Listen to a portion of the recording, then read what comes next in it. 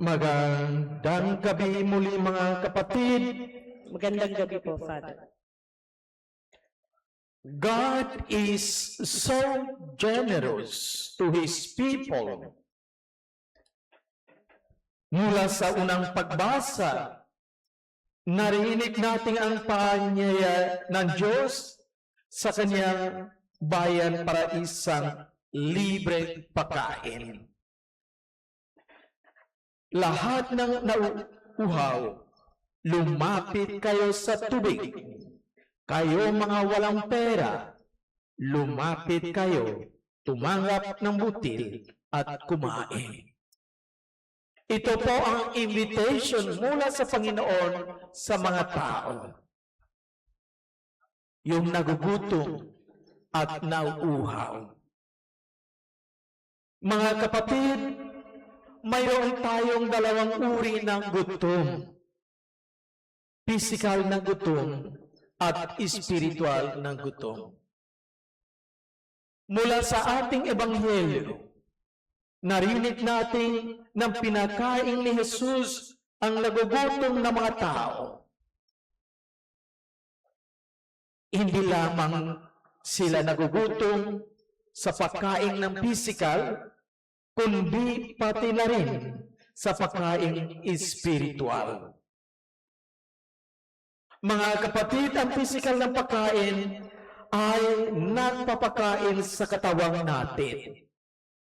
Samantala, ang spiritual ng pagkain ay nagpapalusog sa kaluluwa natin. Mga kapatid, just as the body grows weak without daily meals, the inner life withers without regular spiritual sustenance. Yung mga kapatid, kung tayo hindi kumakain ng isang araw, buong araw, nagugutom tayo. Kung nagugutom tayo, walang lakas, walang enerhiya. Ganon din ang kaluluwa natin. Kung walang regular spiritual sustenance, nagugutom din ang kaluluwa natin. Kaya mga kapatid, our life is composed of two, body and soul.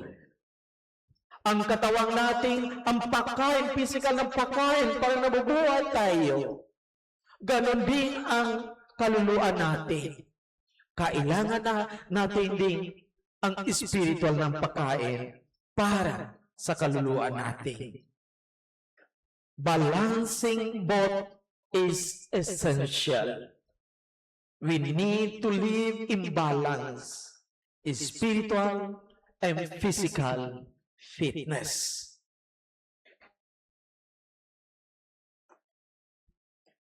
I feel pity sa mga tao. Sila po ay asikaso lamang ang katawan nila. Ang pagkain para sa physical. Pero kalimutan ang kaluluwa nila. Siyempre, hindi natin alam ang nagugutom ang kaluluwa natin. Pero alam natin ang katawan natin ay nagugutom. Alam natin. When we feel hungry, nagugutom na ako, kakain na ako. Nauuhaw. Sa alam natin. Kung nauuhaw na tayo, naranasan natin, we feel it. Kung nagugutom tayo, we feel it. Pero ang kaluluwa ay nagugutom at nauuhaw, hindi natin alam. We ignore our soul is hungry. So para wala tayo, importante ang katawan ko ay malusog. Importante ako ay kakain 3-4 na beses sa isang araw.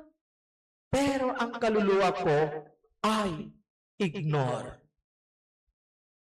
Siguro mga kapatid, ngayon, we are invited to take seriously.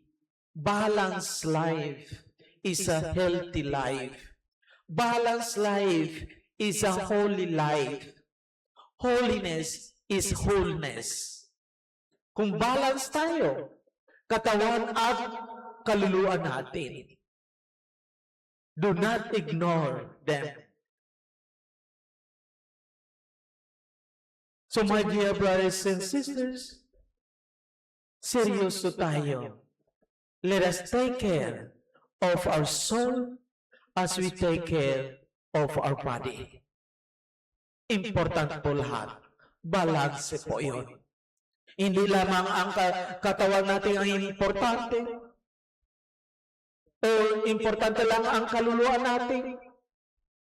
We ignore our health. No. Balance po. Balance ang katawan at kaluluwa. Sana mga kapatid, sa gospel sa gabi nito, we are invited to take seriously our spiritual life as we take care of our physical. Hindi ibig sabihin na ang physical ay hindi importante. Importante lahat po. Physical ay importante. Yung mga philosophers sabi nila, body is the home to the soul. Kaya nga i-take care ang bahay.